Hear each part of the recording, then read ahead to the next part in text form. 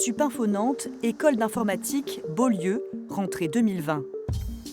38 étudiants se retrouvent devant des portes closes. En cause, la liquidation judiciaire de l'établissement, très critiquée pour ses méthodes de gestion et d'enseignement. Depuis 2006, à Nantes, Supinfo a formé de nombreux ingénieurs, comme Alexandre, étudiant modèle, très impliqué dans la vie du campus. Il a vite déchanté quand on lui a demandé de rôder ses réponses concernant la situation de l'école. On avait des petites questions comme ça pour former les étudiants. Et par exemple, j'en ai un exemple. Là, j'ai vu plein de choses sur Twitter sur vous, il se passe quoi? Et donc du coup, la réponse type qu'un étudiant de Supinfo devait répondre, c'est on est au courant des différends avec ces personnes. Sur le nombre de personnes qui donnent cours, ça fait très peu. Ou alors, vous ne payez pas vos profs. Du coup, nous, on devait répondre à peu près. Si je revois mes profs tous les ans, j'imagine qu'ils ne font pas ça bénévolement. Voilà. Dans les déboires financiers de l'école, Alexandre a perdu 15 000 €. 3 années d'études avancées dès son inscription. Embauché en alternance, son entreprise a aussi payé sa scolarité. Alexandre, lui, n'a jamais été remboursé. Au fur et à mesure des années, je trouvais que les cours devenaient soit pas à jour, ce qui est déjà un peu bizarre pour une école d'informatique parce que c'est un milieu qui se renouvelle tout le temps. Et puis des fois les cours étaient un peu limités, pas de bonne qualité, quoi.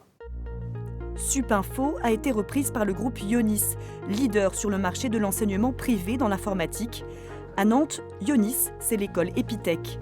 Elle a repris la quasi-totalité des 38 étudiants de Supinfo sur le carreau, en les intégrant en majorité dans son cursus. Alors, il faut savoir qu'on a eu l'info assez tard, début août à peu près. Du coup, c'était surtout une organisation, un peu d'appréhension au début parce qu'on se disait où on va, est-ce qu'on va être repris. Au final, quoi qu'il arrive, même si on n'aurait pas choisi d'aller à Epitech, on aurait pu continuer sur le cursus Supinfo, c'est juste qu'on l'aurait fait chez nous. Et du coup, on l'a plutôt bien vécu parce qu'au final, on nous a laissé le choix. Ces élèves s'en sortent à moindre frais, mais nombreux sont ceux qui ont perdu beaucoup d'argent. Avant sa liquidation, l'école faisait déjà polémique sur les réseaux sociaux. Principaux griefs, frais d'inscription élevés non remboursés, manque de moyens, professeurs non payés. Le cas d'Hervé, prof à Supinfo de 2005 à 2010.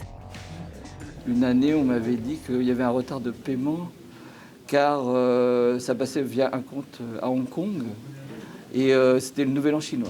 Donc j'avais dû attendre 3 mois avant d'être payé. Donc je pense qu'il y avait des gros soucis de trésorerie. L'ancien président de Supinfo, Alik Mouriès, ne s'estime pas seul responsable du déclin financier de la société. Il se veut rassurant quant à la procédure judiciaire en cours. Dans les opérations de liquidation, il y a des opérations de collecte des fonds qui sont dus à la structure. Il faut savoir que toutes les familles et tous les étudiants qui nous devaient de l'argent, eux, ils ne vous ont pas écrit ou vous n'avez pas eu leur témoignage. Les sommes qui doivent être recouvrées seront recouvrées et les sommes qui doivent être payées seront payées.